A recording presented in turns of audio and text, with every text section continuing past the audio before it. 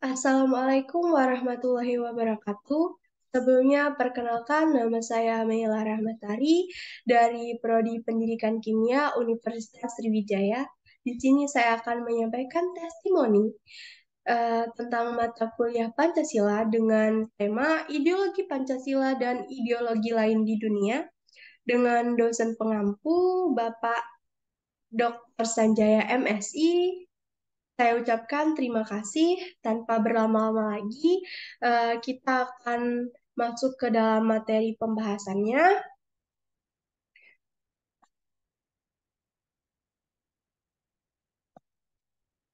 Yang pertama, ada bagaimana jika ideologi Pancasila itu dibandingkan dengan ideologi lain yang ada di dunia. Yang kedua, bagaimana sih dampaknya jika suatu negara memiliki dua ideologi sekaligus? Yang ketiga, apakah ideologi Pancasila dapat digantikan dengan ideologi lain? Dan yang terakhir itu, apabila ideologi bangsa Indonesia itu bukan ideologi Pancasila, apa sih yang akan terjadi? Nah, di bahasan pertama ini, ideologi Pancasila bila dibandingkan dengan ideologi lain. Tentu semuanya sudah mengetahui bahwa Pancasila itu ideologi negara eh, yang merupakan sebuah pikiran dari para pendiri bangsa Indonesia yang memiliki tekad untuk menyatukan keberagaman sosial budaya tanpa ingin menghilangkan rasa kemasyarakatan yang berlaku, sehingga perbedaan itu tidak menjadi ancaman untuk bangsa Indonesia ini terpecah belah. Nah, adapun ideologi-ideologi lain yang ada di dunia, yang pertama itu ideologi kapitalisme. Nah, di mana ideologi ini menekankan kepada pengusaha swasta untuk modalnya, sehingga negara itu tidak berhak mengatur atau membuat undang-undang untuk mempersulit jalannya usaha mereka. Yang kedua ini ideologi liberalisme, di mana tekanan itu kepada setiap golongan untuk mengapresiasi dirinya sendiri tanpa adanya larangan dari pihak lain. Nah, artian katanya, ideologi liberalisme ini merupakan ideologi kebebasan.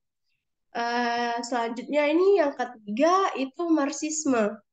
Maksud dari ideologi ini itu sistemnya dipaksa untuk bekerja berjam-jam dengan upah minimum sesuai dengan prinsip kapitalisme, yaitu profitnya sebanyak-banyaknya dengan modal yang seminim-minimnya.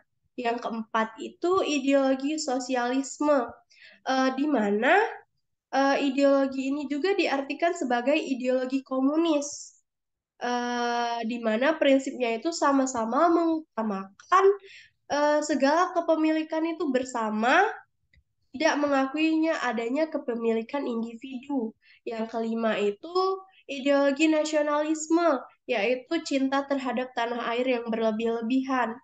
Yang keenam, ini demokrasi ideologi, di mana ideologi ini berada di tangan rakyat sesuai dengan demokrasi yang berarti kepemimpinan itu berada di tangan rakyat.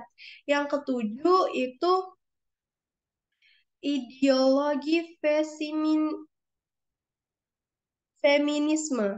Ideologi feminisme ini menitik beratkan kesetaraan gender, yaitu di sini menekankan kewajiban hak atau kesetaraan hak bagi kaum wanita. Adapun yang terakhir ini ideologi anarkisme. Nah, ideologi ini dianggap merupakan gangguan untuk suatu negara jika di dalam suatu negara itu memiliki ideologi anarkisme ini. Baik, selanjutnya ini ada dampak jika suatu negara itu memiliki dua ideologi sekaligus. Eh, Seperti yang kita ketahui, ideologi itu merupakan pandangan atau pedoman para pemimpin dalam menjalankan suatu pemerintahan. Jika dalam suatu negara itu memiliki dua ideologi sekaligus, yang artinya negara tersebut memiliki dua pandangan yang belum tentu kedua sudut pandang tersebut sesuai dengan peraturan pemerintahan yang ada. Nah, adapun dampak-dampaknya, yang pertama itu runtuhnya pertahanan negara. Yang kedua itu seringnya terjadi pelanggaran atau konflik dalam pemerintahan. Yang ketiga itu hancurnya jati diri negara tersebut.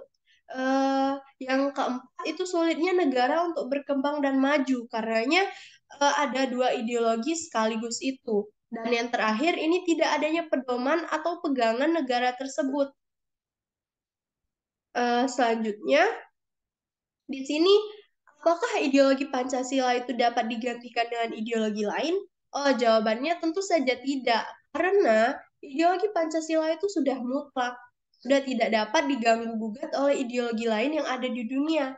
Mengingat bahwa Pancasila itu merupakan kesepakatan untuk hidup bersama-sama di tengah perbedaan dalam wilayah Negara Kesatuan Republik Indonesia atau NKRI. Selain itu juga, di dalam Pancasila ini memuat nilai-nilai yang sesuai dengan pedoman dalam bangsa Indonesia. Baiklah, selanjutnya ini ada apa sih yang terjadi bila ideologi bangsa Indonesia itu bukan ideologi Pancasila?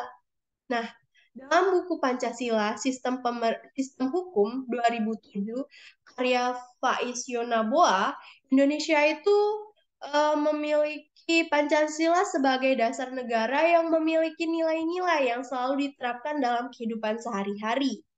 Nah, Pancasila itu juga merupakan kepribadian bangsa sehingga tidak dapat dipisahkan dalam kehidupan berbangsa dan bernegara.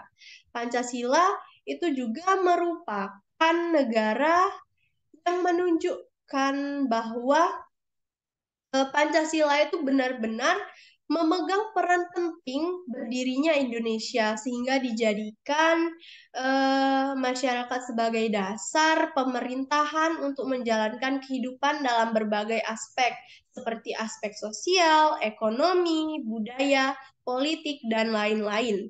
Nah, apabila Indonesia itu tidak memiliki Pancasila sebagai dasar negara, itu dikhawatirkan negara ini akan kacau dan sulit menyelenggarakan pemerintahannya.